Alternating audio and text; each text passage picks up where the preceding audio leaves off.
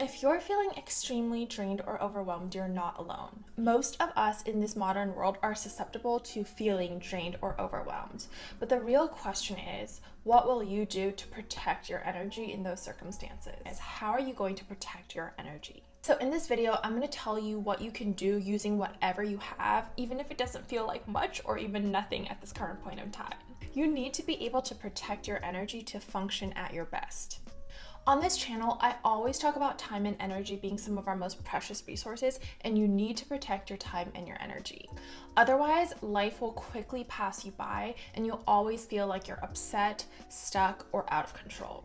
I hope one day we'll live in a world where we can all have peace and support when we need it, but sometimes it feels impossible, especially when you have limited resources or live in stressful, chaotic environments. This video will help you reclaim and protect your energy from the inside out so that you can thrive, especially when we're younger and in a building era of our lives, or when we want to or even know that we need to improve our circumstances.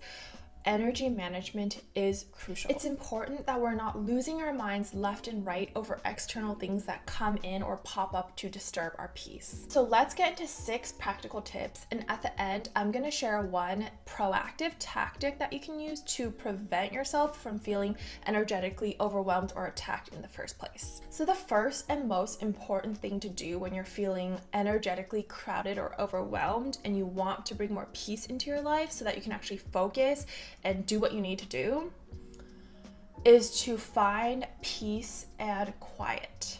I'm not saying that metaphorically, I literally mean go somewhere quiet, go somewhere peaceful. For me, in my own experience, it physically helps so much to actually be in a quiet, spacious place. And I know depending on where you're watching this from or where you are in life right now, it can feel really hard to even find that space in the first place. But get a little creative with it. If you can't find it in your home, go somewhere else.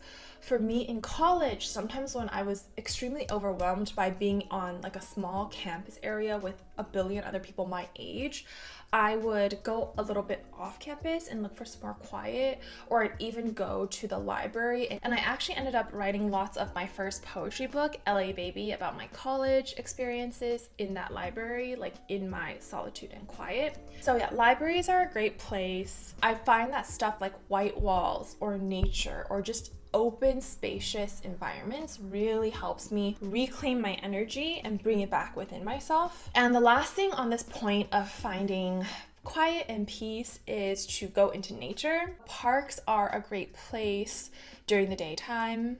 The second reminder, and we're gonna go over this one quickly because it's really obvious, but a digital detox. Change how you use your phone for the time being if you must to protect your energy. Our little phones contain so much information, influence, and stimulus, and they're constantly with us. So like literally creating some physical or mental distance from your phone or digital usage can be really helpful. Like sometimes when I'm extremely overwhelmed or really stressed and my energy just feels like whack and all over the place, I will literally just not use my phone for like 2 days or something. And the third tip, and I love this one, is to incorporate aromatherapy. Personally, certain smells or environments make me feel claustrophobic or impact my energy sometimes. So I like to use candles, perfumes, or incense to clear my energy.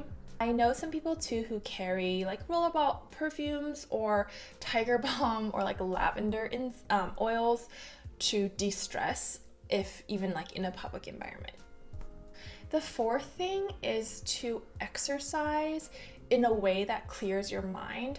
So to engage with exercise, not for the purpose of like working out or getting toned, but actually to mindfully exercise as a way to clear your mind. Me, I've never liked going to gyms because I feel like there's just too much condensed energy of other people in gyms, and it always makes me a little bit stressed, although I used to gym a lot in college. But nowadays I find that nature walks or going hiking with friends is really nice and clearing for me. The fifth practical tip is to not be afraid to take time in solitude. Sometimes when we're feeling energetically overwhelmed, our brains start to overreact to things, or you might even start getting some negative talk when you're feeling overwhelmed, and your first instinct might be to reach for social support. And in my younger years, I used to crave the solitude, but Because I had a lot of conditioning around wanting or needing to be like a social person or having lots of friends around me all the time, I would ignore my calling towards solitude and instead like go out with my friends or just stack up my social calendar at the same time while feeling energetically overwhelmed. Nowadays, I lean more into my need for solitude, and sometimes I still feel a little bit guilty about it, but I've learned to be okay with it. I've learned to be okay with the times where I'm feeling like I need to clear my energy a bit, to just be alone during those times. And you might feel the same way, especially if you're introverted or a deep thinker. Having to transcribe your experience or how you're feeling, it might just feel like too much work, like a layer of extra work when your energy is already feeling scattered and all over the place. And I'm not saying to not communicate, like obviously communication is always great, but maybe just mindfully taking space and being okay with that choice. Sometimes when we're really focused on building our lives, we only have like 12 waking hours in a day, and there's so many responsibilities and things that we want to do and or even need to do, and incorporating social dynamics can sometimes just be too much extra effort for more introverted or sensorily stimulated people. Last tip before I share how to proactively prevent energetic overwhelm in the first place is to reflect and ground and recenter. So yes, that's like a whole process. You want to reflect, you want to ground, you want to recenter. It's not just one of those things. Ideally, you're doing that full loop of bringing your energy in, interpreting it, and then recollecting yourself around it. Some relatively affordable or free ways to do this are to meditate, journal, or even sometimes you just need a good nap. I used to never take naps, like never, ever, ever. Even if I pulled 2 all-nighters in a row, I wouldn't nap. But recently I've been, I still don't nap, but once in a blue moon I'll nap, and especially after cutting out coffee for the first time in my life, I've been sleeping a little bit more, and I feel like that's really good for myself too when I'm feeling energetically overwhelmed. So hopefully you found some helpful reminders or strategies in those tips that I just shared. And now I want to share an approach that I use to actually proactively make sure that I'm keeping my energy grounded for the majority of my life. And again, it's really important to be able to manage your energy well, because time and energy are your most precious resources. And if you want to improve your circumstances and build a life that you holistically love, you need to protect your energy. So how do I evaluate and maintain my energy? I like to periodically check or make a mental note when something makes my energy feel disturbed.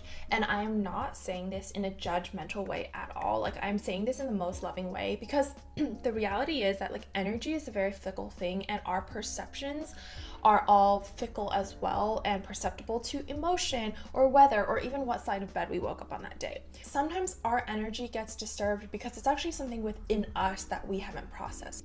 It's not any fault of some other thing out there, like a person or a thing or a circumstance. It's actually something within us, but we don't need to work on everything all at once. That would be far too overwhelming.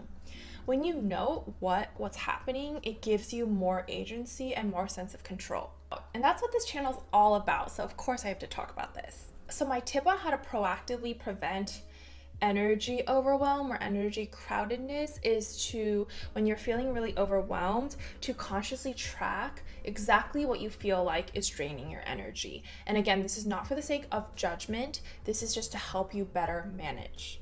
And by identifying patterns, you can more quickly make conscious choices to avoid environments or situations that are going to energetically drain you, and instead embrace energizing activities. And the more you do this, the more you get to really understand yourself. When I started waking up to my own intuition and true sense of self-love, this practice literally changed my life. It changed my day-to-day experience. It helps me maintain a state of balance and peace, and you will never find me not doing this. By the way, if you found these videos helpful, you might love my video on how to remain eternally balanced. I also have a video on the first principles of work-life balance, which, let's be real, is something that all of us probably struggle with at one point or another. There are some great tips in those videos on how to protect your energy as well. Stay blessed, subscribe if you liked this video, and I'll see you on my channel soon.